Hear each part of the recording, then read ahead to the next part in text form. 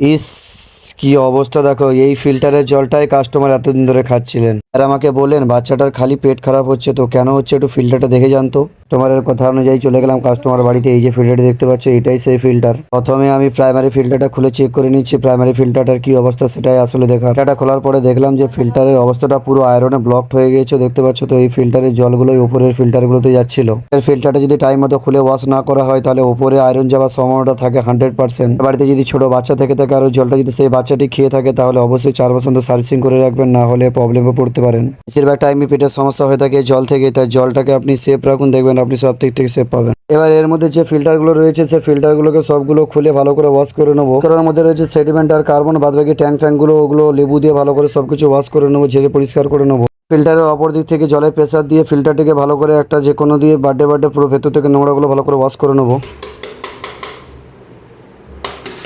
তবে বাড্ডে করে ফিল্টারগুলো ওয়াশ করতে হয়। দেখতে পাচ্ছেন ভেতরে থাকা আয়রনগুলো সব বাড়িয়ে আছে। একটা কথা, প্রচন্ড রোদ যখন থাকবে তখন ট্যাঙ্কের জল গরম হয়ে থাকে, তখন ফিল্টারটা চালাবেন না, ফিল্টারটাকে বন্ধ রেখে দেবেন, ফলে ফিল্টারটিও আপনার ভালো থাকবে। সমস্ত কাজ শেষ হয়ে যাওয়ার পরে ফিল্টারটা চালিয়ে আমরা দেখে নিচ্ছি যে জলের টিডিএসটা কত রয়েছে। কাস্টমার বললো টিডিএসটা আমাকে দেখিয়ে দাও। এটা সার্ভিসিং এর পর অবশ্যই দেখে নেবেন যে আপনার জলের টিডিএসটা কত রয়েছে। তো টিডিএস মাপাটা সব থেকে গুরুত্বপূর্ণ, আসলে জলটা ঠিকঠাকভাবে পিউরিফায়ার হচ্ছে নাকি সেটাই হচ্ছে সব থেকে গুরুত্বপূর্ণ। জলের ফিল্টারের টিডিএস মাত্রা কত থাকা ভালো সেটা আজকে বলে দিচ্ছি, শুনে নাও।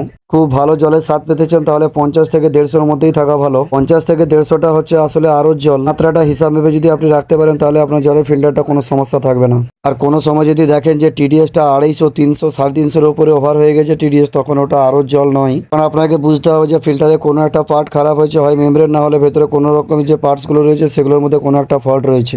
সেই প্রবলেমটা সলভ না করা অবধি ওই ফিল্টারের জলটা খাবেন না, এতে করে আপনার পেটের সমস্যা হতে পারে। জলের মধ্যে থাকা নানান নোংরা গিয়ে আপনার পেটের সমস্যা করতে পারে। এই সামান্য কয়েকটা জিনিস আপনি মাথায় রাখবেন, এতে করে আপনিও সুস্থ থাকবেন প্লাস আপনার পরিবারও সুরক্ষিত থাকবে। আর হ্যাঁ, আপনার বাড়ির ফিল্টারে যদি এর মধ্যে কোনো একটা সমস্যা থেকে থাকে তাহলে কমেন্টে বলে যান, আমি সেটা সলভ করার চেষ্টা করে দেবো।